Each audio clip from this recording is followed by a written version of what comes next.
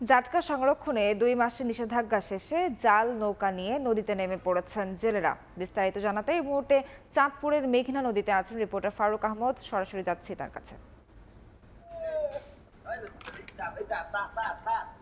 টানা ২ মাসের যে নিষেধাজ্ঞা ছিল সেটি গত মধ্যরাতে কেটে গেছে। ২ মাসের যে নিষেধাজ্ঞা ছিল সেটি গত মধ্যরাতে উঠে গেছে, অর্থাৎ এখন দুর্গম এলাকা এবং নদীর খুব মাছ জেলেরা মাছ শিকারে ব্যস্ত। তো আমি এই মুহূর্তে আছি চাঁদপুরের মেঘনা নদীর ইব্রাহিমপুর এলাকায়। এটি একবারে মেঘনার একটি দুর্গম এলাকা এবং নদীর খুব মাঝখানে আছে। আমি যদি আমার সহকর্মীকে বলি যে একটু দেখানোর জন্য যে জেলেরা কিন্তু এখন আনন্দের সঙ্গে তারা জাল টানছেন এবং এর মধ্যে আমি যদি জেলেদের কথা বলি যে তারা আসলে ভোর থেকে নদীতে নেমে পড়েছেন, যেহেতু গত মধ্যরাত থেকে যদিও নিষেধাজ্ঞা উঠে গেছে, কিন্তু এর মধ্যে নদী বেশ উত্তাল থাকায় রাতের বেলায় অনেক জেলে কিন্তু নদীতে নামতে পারেননি, যে কারণে তারা ভোর থেকে নদীতে অবস্থান করছেন। এবং এই যে আমি দেখাচ্ছি, আমি যদি একজন জেলে ভাইকে দেখাই যে আপনারা এই কয়েকটা ইলিশ পেয়েছেন, ইলিশগুলো যদি একটু দেখাই, আমি একটু ভাইকে বলবো যে এর মধ্যে জালে বেশ কয়েকটি ইলিশ ধরা পড়েছে এবং আমি আমার সহকর্মীকে বলবো যে ইলিশগুলো একটু দেখানোর জন্য যে 1 কেজি বা 1 কেজির বেশি এবং 1 কেজি চাইতে কম ওজনের ইলিশ এখন ধরা মিলছে এবং একবারে তরতাজা চকচকে ইলিশ। আমি যদি নিজের হাতে একটু দেখাতে চাই যে আসলে এটি চাঁদপুরের রূপালী ইলিশ, যে ইলিশের জন্য মানুষের একটা অপেক্ষা থাকে, সেই ইলিশ কিন্তু এখন জেলেদের জালে ধরা পড়ছে।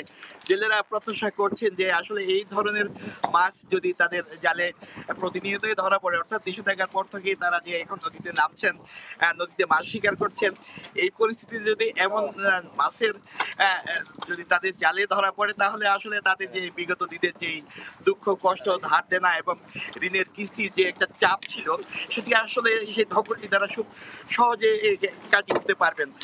এই যে জেলেরা আছেন আসলে তাদের মধ্যে আনন্দ আছে, কারণ এরকম তারা মাছ চান, অর্থাৎ শুধু যে ইলিশ তা নয়, ইলিশের সঙ্গে কিন্তু অন্যান্য মাছও ধরা পড়ছে। আমি একজন জেলে ভাইয়ের সঙ্গে কথা বলবো। ভাই, একটু ২ মাস তো আপনারা অনেক কষ্ট করেছেন, এখন তো দেখা যাচ্ছে যে প্রমাণ সাইজ ইলিশ ধরা পড়ছে, তো এটা আপনাদের কাছে কেমন লাগছে? খুব ভালো লাগছে। আমাদের কাছে ভালো লাগছে, মানে ইলিশ একদম কম নদীতে। আমরা যে ১০ জন মানুষ নদীতে আসছি, আমাদের ওই নাস্তার টাকাও এখন আয় নাই। মাছ অনেক কমে গেছে, কারণ মাছ যখন সিজন তখন অভিযান ছিল, আমরা করতে পারি নাই। আমাগুলো বড় জাল, এখানে আমরা অভিযান মানছি। আসলে হ্যাঁ, জেলেদের অনেক কষ্ট আছে। তার একটি কথা হলো যে তারা একটা নৌকাতে ৮ থেকে ১০ জন জেলে থাকেন, একজন মহাজন থাকেন এবং এখানে তাদের যে পুঁজি, অর্থাৎ জাল নৌকা মিলিয়ে ৩ থেকে ৫ লাখ টাকা প্রতিটি নৌকায় তাদের বিনিয়োগ হয়। সে তার বিপরীতে কিন্তু আসলে তারা কিন্তু সেই কাঙ্ক্ষিত পরিমাণ মাছ পাচ্ছেন না, যদিও আজকে শুরু দিন।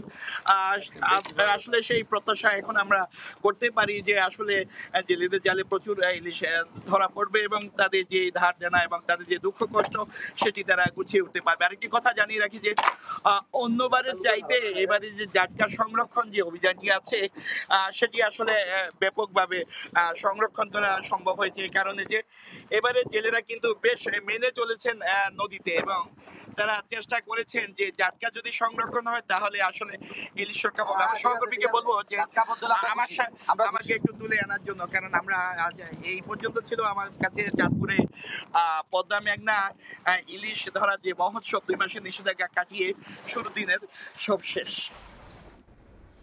এতক্ষণ সরাসরি যুক্ত ছিলাম চাঁদপুরের মেঘনা নদী থেকে।